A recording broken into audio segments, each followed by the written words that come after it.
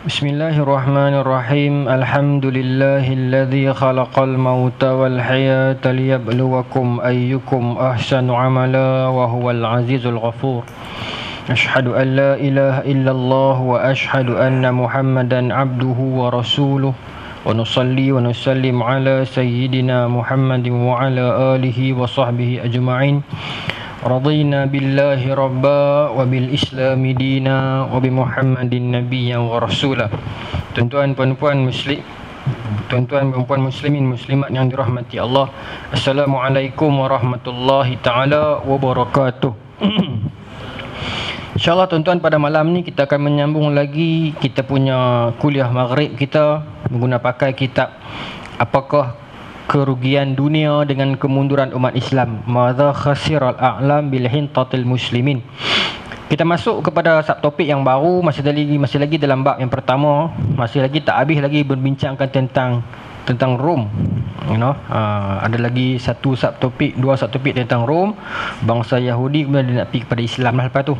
Cantiknya kitab ni, buku ni, dia pandangan sarwa dia luas, dia punya, dia pusing jauh, dia bawa nak masuk ke Islam tu. Best. Maulana Abu Hasan Ali An-Nadwi, sonok karya-karya penulisan Maulana Abu Hasan Ali An-Nadwi ni sonok, dia mencakupi dan lengkap lah kalau bagi saya ni, insyaAllah. Cuma bahasa beliau agak tinggi. Baiklah, kita mula terus muka surat 35. Baik, runtuhnya kehidupan sosial dan kegoncangan ekonomi, bab tu. Okey, baik. Pada waktu itu ni yang kita dah sembang sebelum ni zaman baru nak establish ni. Baik. Pada waktu itu pusat kerajaan Romawi maupun di kawasan timur sedang dilanda keruntuhan kehidupan sosial yang total. Keruntuhan kehidupan sosial yang total, bermaksud sosial dah tak ada, perkembangan sosial orang kata apa, ketamadunan lah tidak ada, mobility sosial dalam bahasa sejarah kita pakaikan, mobility sosial tidak berlaku. Saya ingat dulu masa zaman sekolah, kita compare antara kerajaan Cina, dinasti Cina dengan dinasti India. Apa perbezaan dia? Di Cina mobility sosial berlaku. Anak orang miskin mereka boleh masuk sistem peperiksaan awam, jawab periksa, kalaulah lulus boleh masuk dalam kerajaan dan boleh meningkatkan dan mengubah nasib keluarga. Berbeza dengan tamadun Indus, kalau mereka itu kasta yang rendah, pandai macam mana pun itulah kasta dia. Kalau dia kasta yang tinggi, Brahmin kan, kalau dia teruk macam mana pun tinggilah kasta dia. Jadi mobility, pergerakan sosial tak berlaku. Tapi dalam perbincangan kita malam ni, dalam ketamadunan Rom tak ada tu. Okay. Walaupun di sana sini banyak rakyat yang menderita, namun pemerintah tetap menaikkan bermacam-macam pembayaran pajak. Walaupun rakyat sedang menderita, tetapi pemerintah tak peduli. Dia menaikkan cukai, tak kisah apa yang dihadapi oleh rakyat, pemerintah tak rasa benda tu. Tak rasa. Dalam istilah bahasa kita pakai satu perkataan disebut sebagai hegemoni. Hegemoni ni rajin orang guna perkataan hegemoni ni. Hegemoni ni bermaksud pemerintah ataupun penguasa, kalau bukan depa pun siapa pun lah. Dalam istilah sastra kita kata the man. Orang yang the man. The man ni saya ambil pada perkataan dalam cerita School of Rock. The man. The man ni orang yang berkuasa. Kalau macam di sekolah kira cikgu, kalau di negara kira kerajaan. Macam itulah the man, orang yang berkuasa ni. Hegemoni ni adalah bila mana orang berkuasa ni dia menipu orang bawahan dia. Gerakan dia ini menipu orang bawahan dia, tetapi mempergunakan orang bawahan dia, dan orang yang menentang kesilapan mereka itu, penipuan mereka itu, apa yang mereka perbuat itu dilihat sebagai salah dan berdosa. Sedangkan mereka tu buat salah dah, tapi orang yang bawahan mereka itu yang menentang kesalahan yang mereka buat itu dianggap mereka itulah jahat, salah dan berdosa, sehingga kan orang tak berani nak tegur. Saya rasa hegemoni ni berlaku di dalam dunia Islam hari ni. Kita bebas buat salah, kita bebas melakukan kesilapan, dan kita meletakkan kesilapan itu atas jenama bangsa dan agama. Akhirnya orang yang nak tegur kita, orang tu jadi takut, dan orang yang menegur itu pula akan dianggap salah dan berdosa. Ini hegemoni. Baik, berlaku dalam ketamadunan Rom ni. pemerintah menaikkan berbagai macam yuran dan pajak sampai rakyat banyak menyimpan kemarahannya terhadap pemerintah. Jadi politik ni. Tapi ni cerita dalam Rom lah. Rakyat menyimpan kemarahan. Sebab tu Islam boleh masuk ke tamadunan barat dulu. Bahkan rakyat-rakyat mereka itu bergembira dengan kedatangan orang Islam. Kita baca tentang kisah-kisah Tariq bin Ziyad dan sebagainya.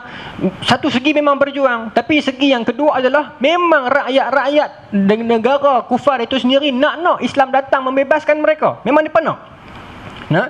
Kerana mereka tak tahan dengan penindasan yang dilakukan oleh pemimpin mereka sendiri.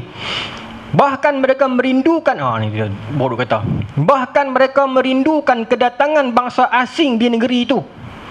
Saya ingat lagi buku Syed Al-Hadi, tokoh ulama di Pulau Pinang kan. Hikayat Faridah Hanum. Banyak nukilan-nukilan dia memang keras. Ada satu pernyataan itu dia kata, tapi benda tu terpakai, tak tahulah, saya tak kata sokong, tak kata lawan, tapi deep lah. Dia kata adapun tentera-tentera Inggeris itu adalah tentera-tentera kiriman Tuhan Rabbul Alamin yang datang ke tanah Melayu untuk mengajar sultan-sultan Melayu yang tak tahu memerintah negeri. Dah buah ayat tu terus. Yang hanya tahu menghabiskan harta dan tak tahu memerintah negeri.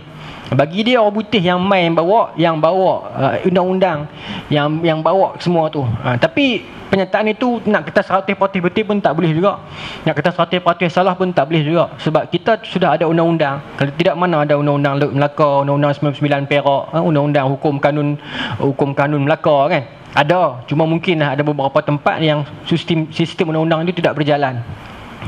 Kalau tidak, mana mungkin sampai cerita-cerita kat kita tentang pembesar dengan Sultan Mahmud yang mangkat dia julang lah, tentang kerat perut nak jeri buah nangka balik tu.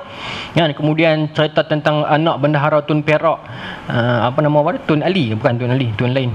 Dia main sepak raga terkena dengan anak Sultan Mahmud tu kan. Jatuh tengkolok dia dan ditikam. Sejauh mana kebenaran cerita tu, tapi kalau cerita tu wujud, maka apa yang diceritakan oleh Syed Al-Hadi ni betul lah.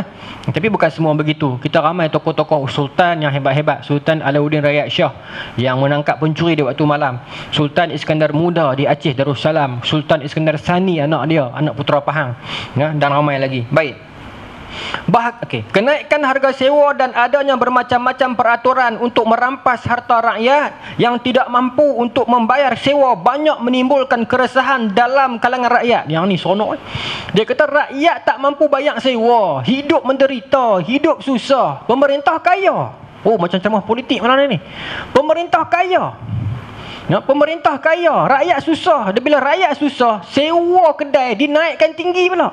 Dan bila sewa dinaikkan tinggi, rakyat tak mampu bayar, kedai rakyat itu diusung dan dilipat. Tuan-tuan, ceramah saya ni orang akan buh di YouTube. Orang akan dengar tak tahu sampai bila kan. Kalau orang dengar sekarang, orang kata dia ni ustaz ni PH. Pasal kata kerajaan. Nanti bila kerajaan bertukar, orang dengar pula, orang kata ustaz ni UMNO sebab masa tak kena kan. Dalam bahasa sejarah kita kata anachronism. Banyak faktor yang tersalah sebab orang tersalah meletakkan masa dia. Contoh, ingat tak Julius Caesar, satu ayat yang terkenal apa? Vidi Vinci V apa? Ingat ayat 3 tu. Saya datang, saya tengok, saya takluk. Kemah banyak dah. Vidi Visi.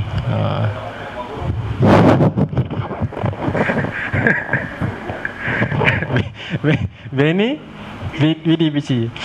Julius Caesar kan ayat tu kan. Ayat tu saya sendiri pun pernah guna dan pernah dengar orang kata dulu kan ayat itu digunakan oleh Kristian untuk nak takluk dan misi Salibiah, misi Kristianisasi kan. Tapi sebenarnya ayat itu Julius Caesar guna pada tahun 44 sebelum Masihi. Ayat itu cerita dia Julius Caesar sedang bergaduh dengan satu pemerintah Parsi, nama saya lupa.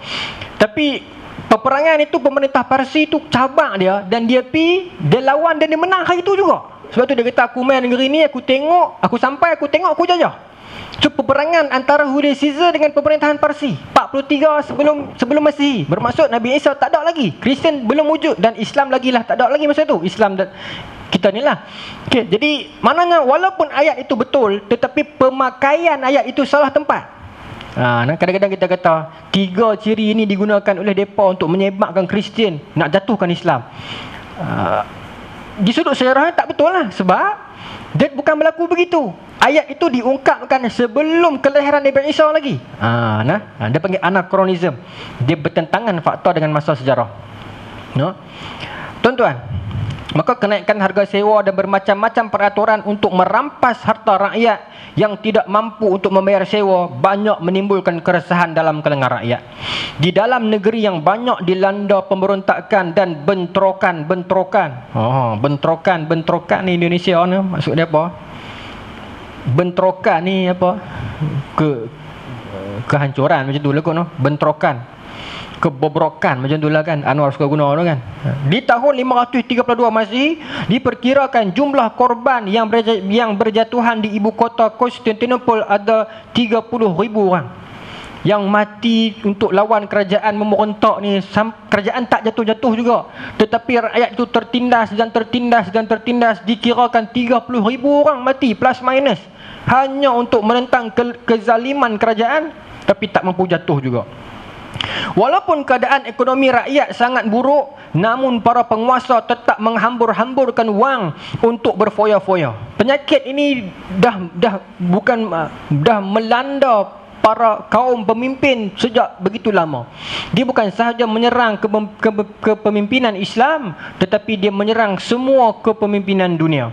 Kita telah bincangkan kisah ini di dalam kitab kita yang lama, Qisasul Anbiya itu. Terdapat beberapa kepemimpinan besar yang diuji. Dan kalau kepemimpinan itu jahat, saya tak bawa itu, no? Mereka disokong oleh kuasa-kuasa yang gaib. Kita dah bincang dalam satu riwayat saya bawa dulu ni. Ada tuan ingat tentang Namrud alaihissalam. Astagfirullahalazim. Namrud alaihissalam. Namrud dengan Nabi Ibrahim alaihissalam. Namrud yang didatangi oleh dewa cahaya, no? Ada riwayat sebut kan? Yang membantu kekuasaan dia. Sebab tu saya ingat Al-Imam Al-Ghazali tulis, dia kata kalaulah tanda-tanda sebuah negara itu rosak adalah bila mana orang kaya terlalu kaya, orang miskin terlalu miskin, gap dia terlalu besar. Dan puncanya, kata Al-Imam Al-Ghazali, adalah rasuah. Rasuah, tuan-tuan, penyakit yang cukup bahaya dalam syarikat. Baik, rupanya Rom pun berlaku benda ni. Walaupun keadaan ekonomi rakyat sangat buruk, namun penguasa tetap menghambur-hamburkan wang untuk berfoya-foya, sehingga keinginan mereka satu-satunya hanyalah untuk mendapatkan wang dengan cara apa saja demi dapat memenuhi hawa nafsu mereka sahaja. Baik, segala dasar akhlak dan moral telah runtuh, sehingga banyak orang yang lebih senang memilih jalan membujang daripada kahwin agar dapat hidup bebas. Jadi bila ekonomi ni sangat penting. Bila ekonomi affected, so dia akan berkait dengan sosial. Hari ni kita risau kalau dalam negara kita ini ekonomi terancam dan terjejas. Dia mesti berkait dengan sosial. Dia akan menyebabkan jenayah meningkat. Ingat tak Ustaz Salman Ali? Kan dia ceritakan kami di Qatar naik motor besar, kereta besar, berhenti singgah sembahyang Zuhur. Kereta tak tutup aircon dah. Biar enjin buka lagu tu, dalam tu ada laptop, ada semua. Siapa pun tak gaduh nak ambil. Yalah, nak bawa nak ambil, semua orang kaya. Kan? Kita tuan-tuan sembahyang, ambil sembahyang tinggal jam. Kan? Rakaat pertama tanya Allah ada jam kat bilik wudu. Tak sembahyang duduk tuan-tuan. Tak senang duduk kita. Boleh tak? Baik, saya sambung. Ni contoh lah kan. Bukan kita ni teruk sangat, tapi kita nilai sendirilah kan. Maka tuan-tuan, situasi sekarang ni kita bimbang pada akhirnya akan membawa gejala sosial yang cukup tinggi. Sebab orang akan mula mencuri, orang akan mula dah tak ada takwa dah tak berhiraukan daripada mana sumber duit asalkan boleh survive. Hari ni kalau tuan-tuan tengok di media sosial, berapa ramai orang buat konten-konten yang sampah demi untuk duit. Konten yang merepek-repek sebab nak cari pendapatan. Kadang-kadang kita tengok konten ni betul-betul sampah, betul-betul merosakkan masyarakat, tapi dia buat sebab itu adalah antara punca nak jana keuangan. Derah YouTube ni sekarang. Kadang-kadang dengan konten yang depa berlindung di sebalik label social experiment. Bubuh social experiment, semua orang jadi tak marah. Tapi padahal apa yang mereka buat tu merapu. Ada orang buat social experiment yang pelik-pelik, yang menyakitkan hati orang, suruh tampak suami sendiri lah, baru ni viral kan. Kemudian buka, tak tahu, cerita tu jadi panjang, tapi masyarakat kita ke arah tu sekarang. Baik. Sebab tu orang lebih senang memilih hidup membujang daripada kahwin, agar mereka dapat hidup bebas dan tak terbeban. Saya rasa benda ni akan berlaku kat Malaysia ni. Arab Saudi dah berlaku dah. Ramai kawan-kawan Arab Saudi saya di UAE cerita, laki umur 40 baru boleh kahwin. Sebab mahal sangat hantaran mereka. Sampai fatwa dunia membincangkan tentang bagaimana menikah dengan perempuan yang berada, perempuan tu bayar duit semua, melainkan lelaki tu bayar duit. Mas kahwin lelaki tu bayar lah, tapi duit-duit lain ni perempuan tu sara. Halal ke tak halal nikah macam tu? Dibincangkan dalam fatwa di Saudi. Sebab tak boleh dah. Perempuan makin pandai makin berjaya, lelaki makin tak cerdik makin susah. Jadi macam mana nak sara mereka? Macam dan pelbagai. Di Saudi kebanyakan orang pilih macam ni tuan-tuan. Reja teruk ni, kemudian ular umur 40 baru cukup duit nak kahwin. Ya? Takkan dia nak kahwin dengan markah dia umur 40 juga. Dia akan cari hak lagi muda, 19, 18. Maka dia jadi tak balance. Bila semua macam tu, dia jadi tak balance. Dan perempuan yang dah terlepas range 25-26 akan jadi nak orang tua. Ini gejala sosial yang sahabat saya sendiri cerita. Dia orang Saudi sini, dia kata ini berlaku di Saudi sekarang. Penyakit ni sebab budaya masyarakat ni yang meletakkan hantaran mas kahwin terlalu mahal. Hantaran lah. Waktu itu keadilan sama saja seperti yang dikatakan oleh Sale bahawa keadilan dapat dibeli dan ditawar-tawar seperti harga barang. Sedangkan penyuapan dan korupsi tak jarang dilakukan orang. Ayat Maulana sedap. Keadilan boleh dibeli. Kena betul-betul musim ni. Katanya penyakit Rom ini penyakit yang orang ada duit dia boleh beli keadilan itu. Dia ada duit dia boleh bayar, dan dia dilihat orang yang hebat dan merdek, orang yang tak bersalah. Orang yang tidak ada duit akan dilihat bersalah. Hari ni tuan-tuan minta maaf sebutlah, berlaku di tempat kita sekarang. Orang yang mewah dan berharta yang ada kedudukan pula selalunya mereka terlepas. Tapi orang yang marhain yang biasa-biasa saja, kadang-kadang hanya dengan mencuri roti di kedai runcit, mereka akan terima hukuman. Kadang-kadang bila kita baca berita macam ni, kita jadi sakit hati. Tapi apa kita boleh buat? Sakit, tapi apa kita boleh buat? Tadi pula viral isu Upsi dengan Ustaz Abid Liu kan. Tuan-tuan, tak tahulah. Tak tahu nak kata lah. Bagus kita baca kitab ni agar kita muhasabah. Penyakit Rom ini telah menimpa kita hari ini. Kita terpaksa mengaku. Draconian law kita ada bincang bulan lepas. Undang-undang yang orang kaya bila dia boleh bayar, dia adalah betul. Orang miskin tak boleh bayar, dia adalah salah. Ustaz Syamsuri pernah sebut dalam ceramah kan, dia katakan bagaimana kalau orang tu dia ada pengaruh, dia ada duit, dia kena saman 300. Dia boleh bayar kalau gaji dia 30,000. Tapi sebab dia ada pengaruh, dia boleh telefon kawan dia, cancel saman tu. Orang yang miskin kalau gaji dia 700 kena saman 300 besar. Dan dia tak ada kawan, dia kena bayar. Tak bayar kena masuk penjara. Kalau dia orang menjaga malam-malam, kalau kena penjara sebulan, 30 malam kedai tak boleh buka. Ini yang berlaku dalam budaya kita sekarang, dalam masyarakat kita sekarang. Bukan nak kata undang-undang tu salah, tapi tak tahulah, kita kaji tengoklah punca dia macam mana. Edward Gibbon Gibbon pernah berkata dalam bukunya, di akhir abad ke-6 kerajaan Rom Timur sedang berada dalam titik keruntuhannya yang paling drastik sekali. Di akhir abad ke-6 tahun 500 lebih. Tuan-tuan, zaman ini yang Rom, keruntuhan Rom, tapi masa tu Islam sokong Rom. Tuan-tuan, Quran surah Ar-Rum yang Ghalabatir Rum tu kan, cerita pasal masa tu orang-orang Mekah, orang jahiliah Mekah ni, dia masa tu Rom dengan Parsi perang. Masa tu orang jahiliah Mekah ni sokong Parsi sebab agama pagan, agama sembah berhala, sembah api kan. Jadi bila orang jahiliah sembah api, sokong Parsi, orang Islam ni Nabi sokong Rom masa tu. Bukanlah sokong sebagai agama, sebagai nak bagi tahu semangat, nak support, sebab at least atas dasar agama samawi. Nanti turun ayat tu. Baik. Dan kerajaan Rom ni mengalami satu proses yang panjang. Saya baca baru ni buku. Saya tunjuk bila pasal ni buku baru keluar ni. Bukan buku saya, buku Dr. Al-Faris Abdul Razak yang serta lecturer kami tu di UAE. Ghalabatir Rum, tajuk dia Rom menuju Empire. Dia dengan kawan-kawan dia ni pengkaji, dia bersuka pergi kaji. Dia cerita pasal sejarah Rom ni seronok tuan-tuan. Saya sampai buat nota, saya nak cerita kat tuan-tuan bagaimana Rom ini mengalami proses yang panjang terus nak bentuk Rom tu. Saya tunjuk buku ni lah kat video. Dalam dia support guru kita juga kan, guru saya ni Dr. Al-Faris Abdul Razak ni, kita boleh support dia. Sedap. Buku dia sebelum-sebelum ni pun memang sedap. Saya dalam kelas dia, saya tak banyak cakap, saya malu dengan dia, pasal dia orang hebat. Tuan-tuan, bagaimana dia ceritalah proses nak pembentukan Rom ni. Betul lah pepatah Inggeris katakan Rome wasn't built by a day, kan. Rom tak dibuat dalam satu hari dengan all roads lead to Rome, semua jalan menghubung kepada Rom. Yang kita nak cerita lah ni dah keruntuhan Rom dah. Tapi Rom asal-asal dibuat asal-asal dulu tahun 23 sebelum Masihi. Raja pertama Rom tu Augustus Caesar. Julius Caesar semua ni dia zaman awal lagi. Saya cerita lah. Kalau tuan-tuan tak apa nak klik, tuan-tuan kat tangan. Nak bagi tunjuk bagaimana pembentukan Rom itu, daripada dia tak ada apa, dia naik, akhirnya dia jatuh seperti mana yang kita bincang sekarang. Itulah fasa ketamadunan umat. Ibn Khaldun sebut dalam Muqaddimah, sebagaimana fasa tamadun, begitulah fasa manusia pun. Dia akan lemah, kuat, paling kuat, dan dia akan lemah balik. Manusia pun macam tu lah, kan? Tamadun pun begitulah. Sampai satu masa dia akan jatuh. Baik.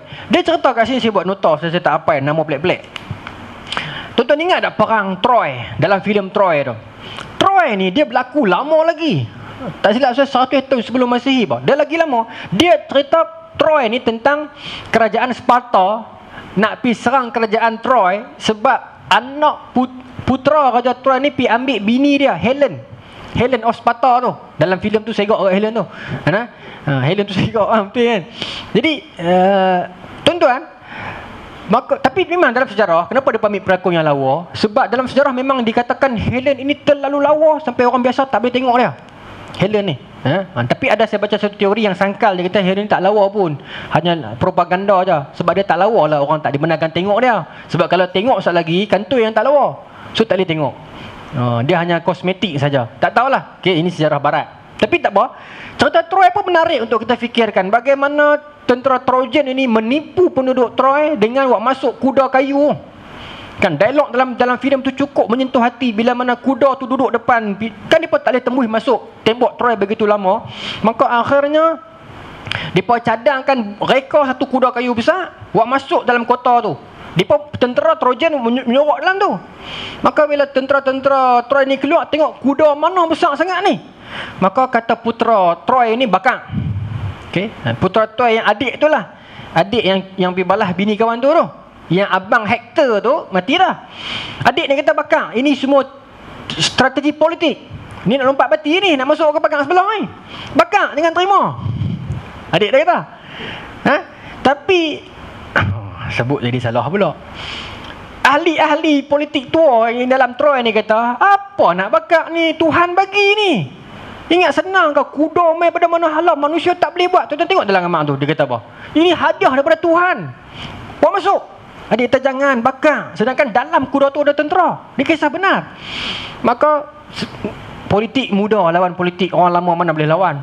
Mau masuk juga kuda tu. Bila masuk kuda tu dalam kota, waktu malam dia keluar daripada kuda tu, dia pasang ke dalam.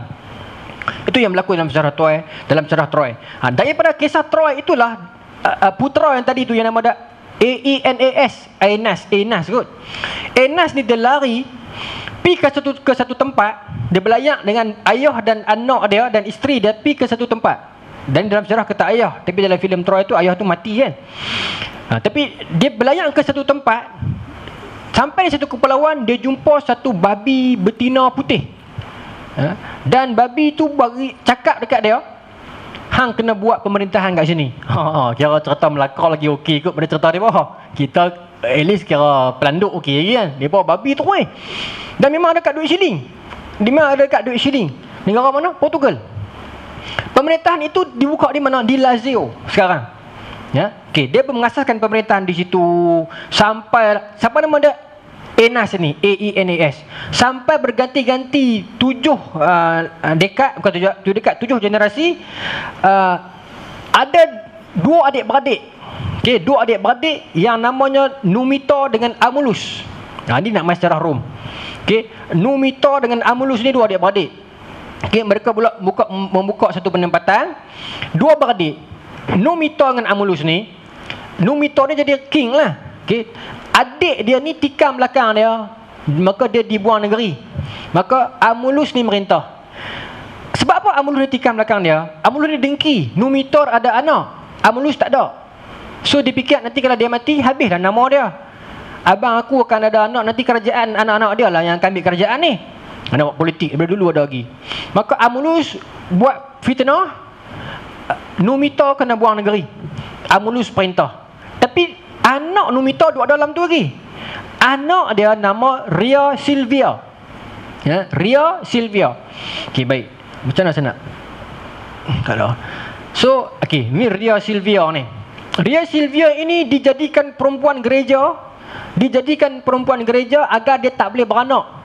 Sebab dia tak mau keturunan daripada abang dia ni, Numito ni. Ria Silvia ni anak Numito lah. Tapi akhirnya Ria Silvia ni beranak juga.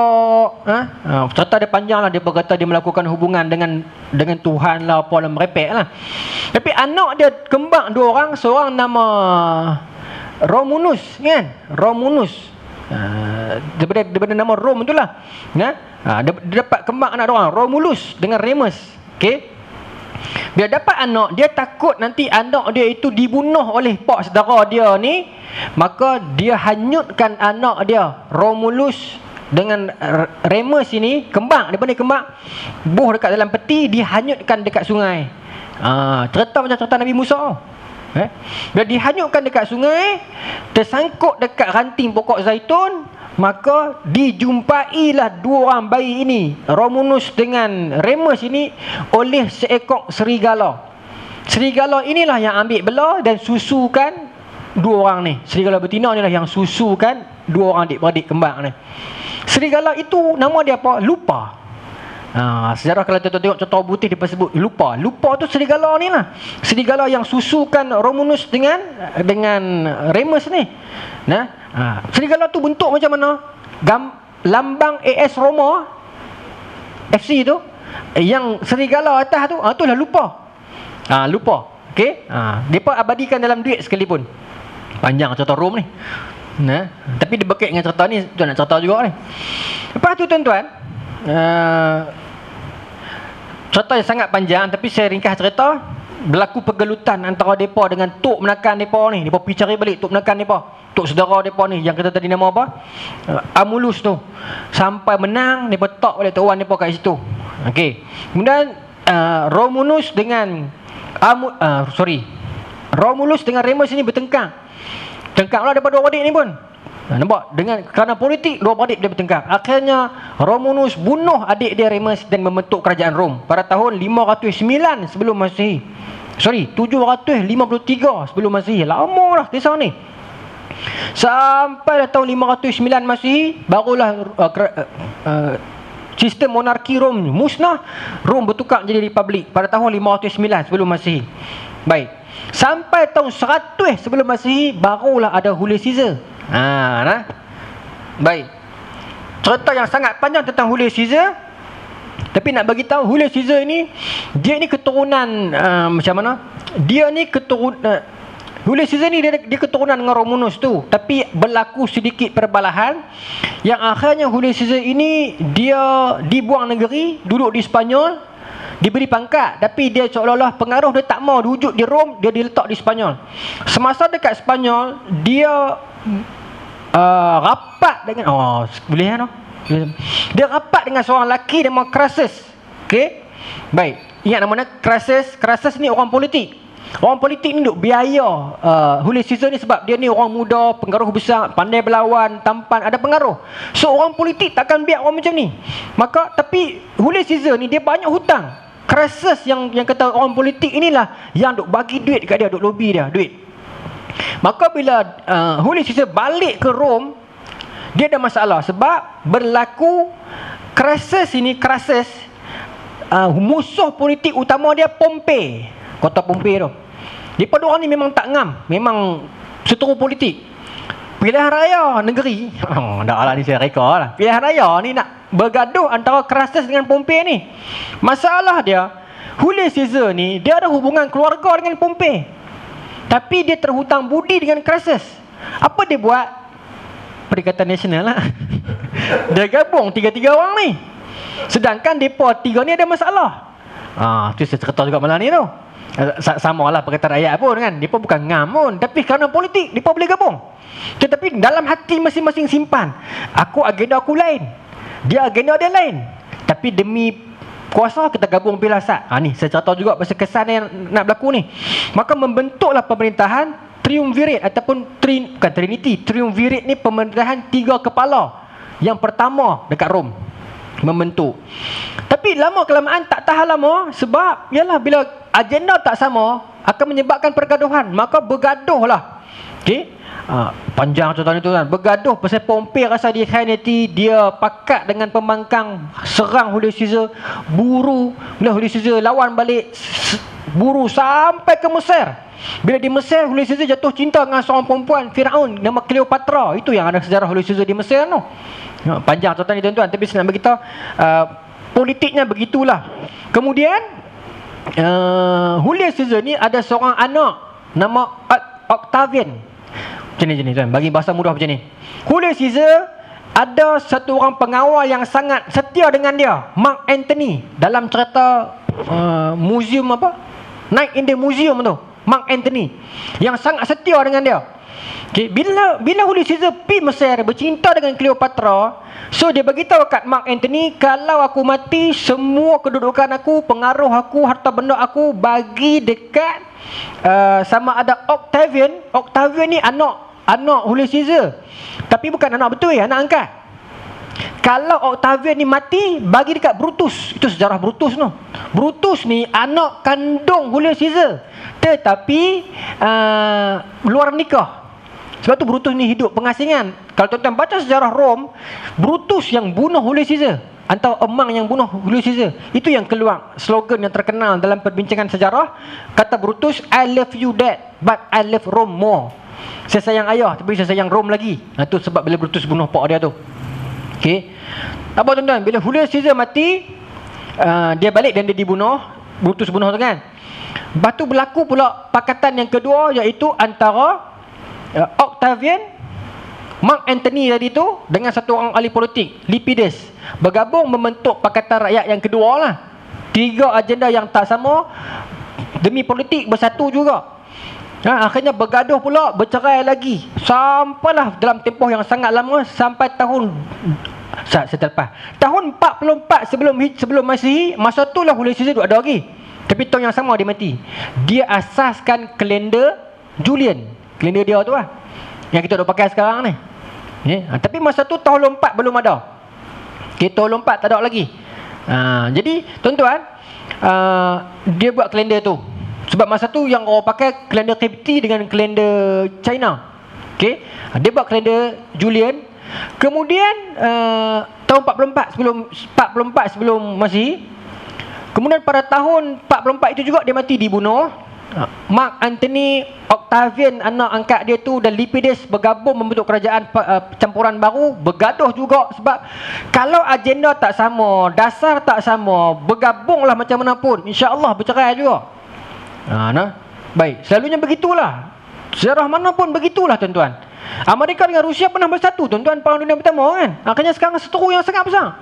Begitulah berlaku dalam suratan dunia ini. Okey, baik. Maka pada tahun 27 sebelum Masihi, Octavian ini dia hapuskan kedua-dua Mark Antony dengan Lepidus itu.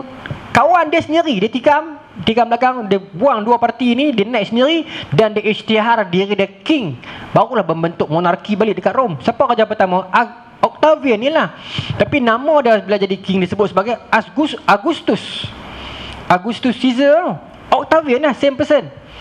Dan masa tu lah dia tak puas hati. Dia kata, kenapa pok aku ada nama dalam kalender Julai tu?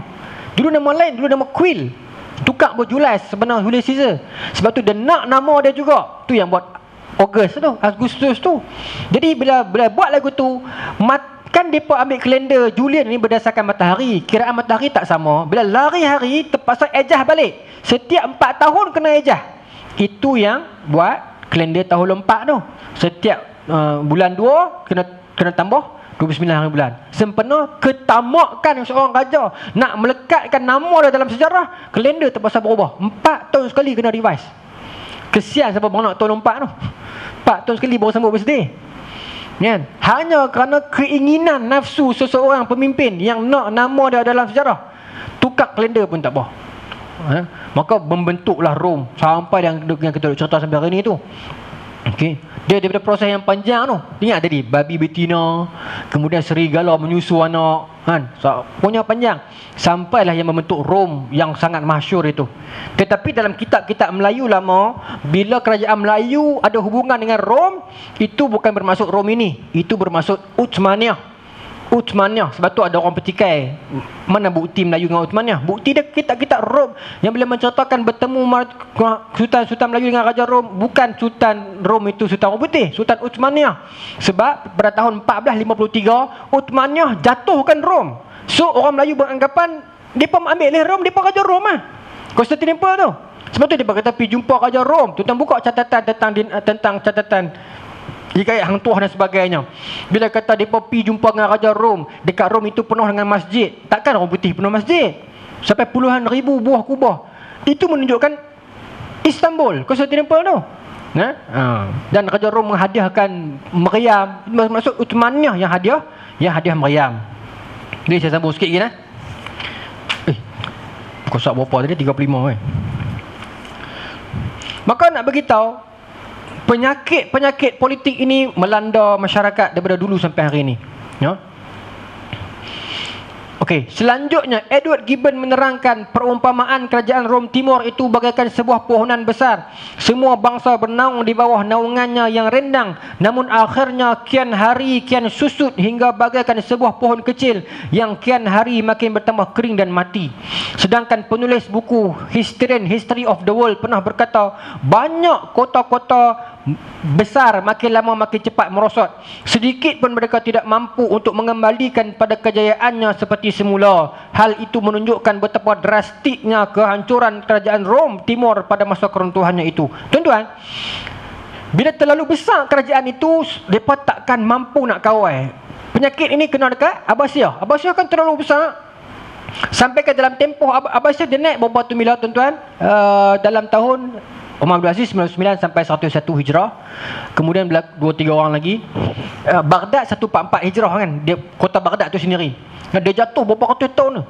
Zaman Abbasiyah itu muncul berapa banyak dinasti kecil di bawahnya. Mamluk, Saljuk, Fatimiyah, Aghlabiyah, Idrisiyah, Safari, Safawi, Sasanid, Samanid. Banyak ni.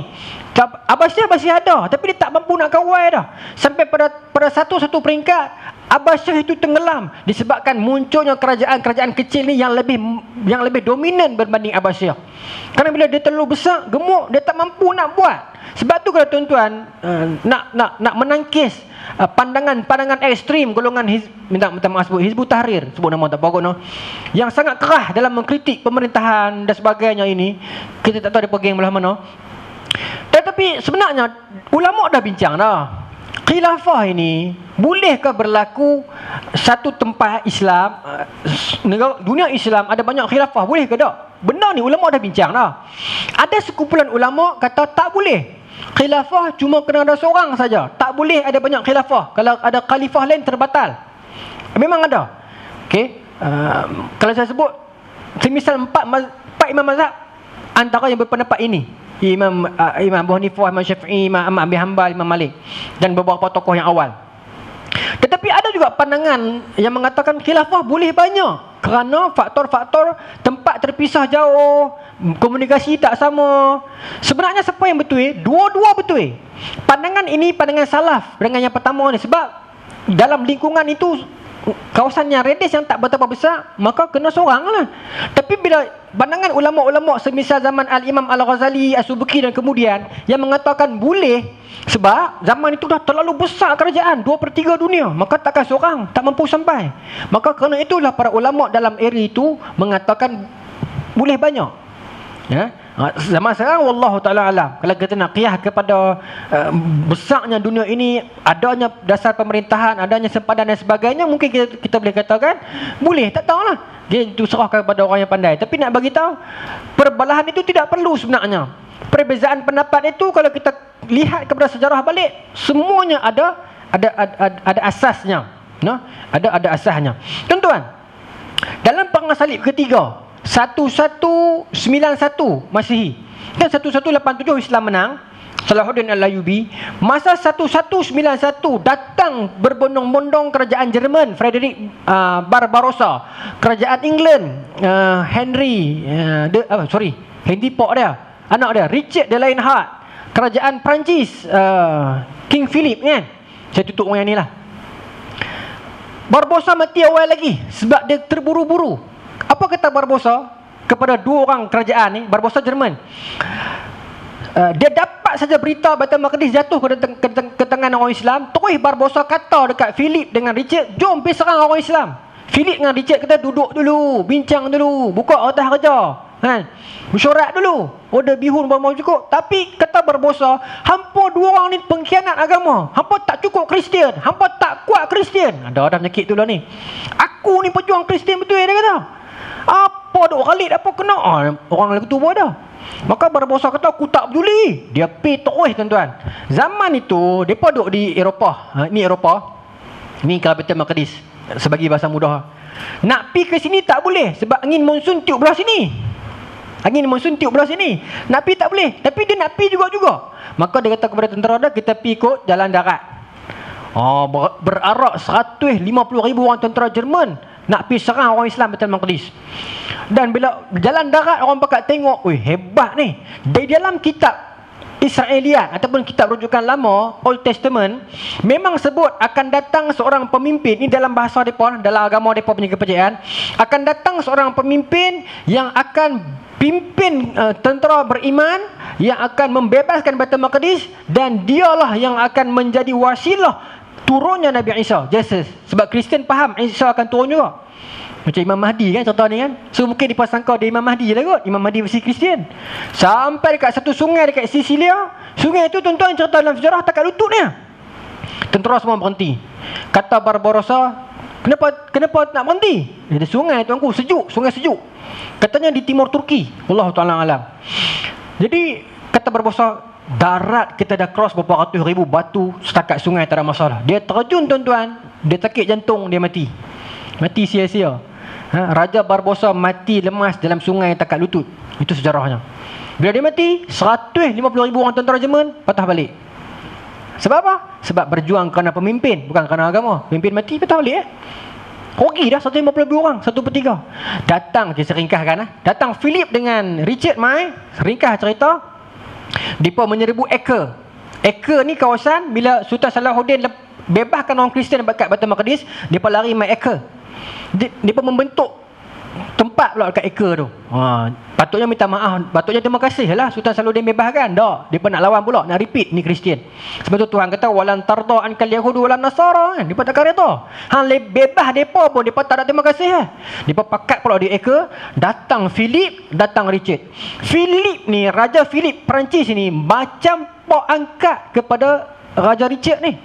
Sebab Richard ni mak dia keturunan Perancis, dan Richard ini boleh cakap Perancis, tak boleh cakap Inggeris, walaupun dia Raja Inggeris. Richard boleh cakap Arab dan Perancis. Baik, sangat rapat, panggil ayah anda, anak anda.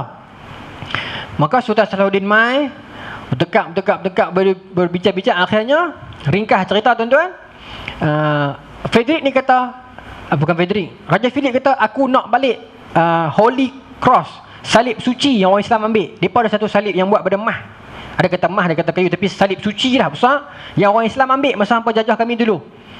Sultan Salahuddin kata, okey lambang pun lambang ni sensitif sekali dua ni, logo pun kan. Sultan Salahuddin kata, awak nak balik, ambil Sultan Salahuddin bagi balik salib dia tu. Okey, maka bila bagi balik salib, maka Raja Philip kata, urusan beta dah selesai, beta dah berjaya mendapatkan balik salib. Raja Richard ni anak muda, parti muda kan. Dia kata, apa ni ayah anda? Orang nak dapatkan balik Baitul Maqdis, ni ayah nak kira logo Kata Philip, dah ini pride kita kan. Maka Philip beritahu dekat Raja Richard, tak apalah, beta nak balik Perancis dulu. At least kita dah dapat balik salib suci, kita dah dapat kota Acre ni. Sedangkan tujuan asal dia pun nak dapat balik Baitul Maqdis. Tapi nampak Philip, dia kata tak apalah, dah berjaya dah, Salahuddin dah bagi balik salib ni. Maka Philip balik. Bila Philip balik Perancis, Dua orang ni bergaduh lah, perang lah, lama tuan-tuan. 1189, 1190, 1191, 1192, 1193. Proses ni panjang lah, pasal dah lajak saya takut nak cerita, takut jadi panjang. Tapi nak bagi tahu, dalam proses pertempuran ini sentiasa ada kebaikan yang ditonjolkan oleh kedua-dua pihak. Disebut dalam sejarah King Richard ini, dia sampai buntu dah. Dia nak nikahkan adik dia. Adik dia ni nama Joanna, nak nikahkan dengan adik Sultan Salahuddin Al-Ayyubi, nama Al-Adl. Al-Adl ni adik Sultan Salahuddin. Rapat dengan Richard, dalam perang tu rapat. Akhirnya Richard kata, mainlah nikah dengan adikku, kita tubuhkan kerajaan campuran. Dalam Baitul Maqdis ini ada Kristian, ada Islam. Maka Al-Adil balik tanya abang dia, Sultan Salahuddin, abang, dia nak suruh nikah dengan adik dia, abang on tak on? Sultan Salahuddin kata, tak boleh kot. Kata, abang orang putih kot, kan? Maka Sultan Salahuddin kata, macam mana nak nikah ke mana dia Kristian? Maka Al-Adil pergi jumpa dengan Richard, balik bagi tahu macam mana agama tak sama. Maka Richard kata, masuk Kristian, tak ada masalah. Richard ni dia orang politik, dia tak peduli, dia tak masuk Kristian lah. Al-Adil kata, tak mungkin aku murtad tinggalkan agama aku. Tak ada masalah. Richard kata, Sat, aku suruh dia masuk Islam. Nampak? Richard dia tak heran, janji kerajaan nombor satu, orang politik, agama nombor 2, ya? Maka dia suruh adik dia masuk Islam, Joanna ni pula nak jadi cerita, dia kuat agama. Kalau tidak, takkan dia main daripada England ikut orang lelaki main ke Baitul Maqdis. Dia kuat agama, dia tak mau. Akhirnya tak jadi kahwin. Betul, bincanglah banyak cara ni. Sebab sama kuat, imbangannya sama kuat. Sampai satu tahap tuan-tuan, dah tak boleh buat apa dah. Sampai satu tahap Abu Ja'far Syekhul Imad cerita dalam riwayat ini, Ibnu Asir record, Ibnu Katsir nukil dalam Bidayah wa Nihayah, kata sampai satu malam tu saya dengan Sultan Salahuddin Ayyubi termenung dua orang dalam bilik dia. Termenung, air mata keluar membasahi janggut putih Raja Salahuddin. Termenung nak buat lagu mana ni, Richard terlalu kuat. Sedangkan Richard dekat sana pun, dekat camp Kristian, termenung juga. Nak buat lagu mana, Salahuddin terlalu kuat. Sebenarnya sama kuat. Kata Syekhul Imad, sampai lama sangat termenung, tak ada jawapan, hanya kami berdua orang. Maka Sultan Salahuddin kata kat saya, Abu Ja'far, pilih balik tidur. Saya pun balik ke kamar saya. Elok saya nak letak kepala dekat bantai dengan azan subuh Masjid Al-Aqsa. Kan Islam dah pegang nama satu. Saya pun bergegas bangun nak pi ke bilik Sultan Salahuddin, nak gerak dia subuh. Saya sampai bilik dia, dia telah ready dengan wuduk atas sejadah, duduk tunggu saya. Maknanya Sultan Salahuddin tak tidur 2 minggu duduk fikir masalah ni. Dia menangis doa kepada Allah Ta'ala. Maka Raja Syekhul Imad Abu Ja'far Syekh Ba'udin kata, kita dah ni tuanku, kita sedekah lah. Sedekah seorang-seorang, bukan sedekah yang kerajaan bagi ni, yang setengah-setengah ni. Sebab kita tawassul dengan amalan sedekah ni, mudah-mudahan Allah Ta'ala terima. Maka Sultan Salahuddin mula bersedekah. Sedekah ni, Sultan Salahuddin suka sedekah, bukan kita tak suka sedekah, tapi nak beritahu yang sedekah dengan niat tawassul ni. Sedekah ni, ya Allah, dengan sedekahku ini bantulah kami, macam itulah. Sedekah seorang-seorang, sikit-sikit sengak-sengak ni. Maka tuan-tuan, kuasa Allah ini dalam fakta sejarah rujukan orang putih dan Arab. Kuasa Allah Ta'ala, Raja Richard jatuh sakit. Semua orang tahu kisah ni. Dia demam, gering dan jatuh sakit, tak boleh bangun. Itu yang kisah terkenal. Bila Sultan Salahuddin tahu cerita ni, Sultan Salahuddin hantar doktor DP kan. Tapi tuan-tuan, buka sejarah versi barat, cerita kenapa Raja Richard jatuh sakit. Tuan-tuan ingat tak ayahanda tadi tu, Raja Philip? Dia kata nak balik Perancis kan. Rupanya dia balik Perancis, dia siapkan tentera, dia pergi serang England. Dia pergi serang tahta Henry ni, Richard ni, punya jahat tu. Tu Kristian sama Kristian. Dia kata, Richard duk balik di Baitul Maqdis, masa ni lah peluang aku, sabun di bilik mandi lah kan. Kawan ni duk kalut dengan Salahuddin. Aku balik Eropah, dia pergi kacau kawasan Richard di England. Richard tak boleh percaya, orang yang dianggap mentor dah dalam politik, orang yang dia sayang macam ayah dia, khianati dia, demam dia. Bila dia demam, Islam tak ambil kesempatan pergi bunuh dia, tapi Islam hantar doktor pergi ubati dia. Tersentuh hati Richard. Ringkas cerita, Richard bincang dengan Sultan Salahuddin dalam perjanjian Rumelia 1193. Dia kata, Paula ni macam ni lah tuanku, saya orang Kristian, saya tak mau kacau dah Baitul Maqdis ni, saya tak mau main usik dah.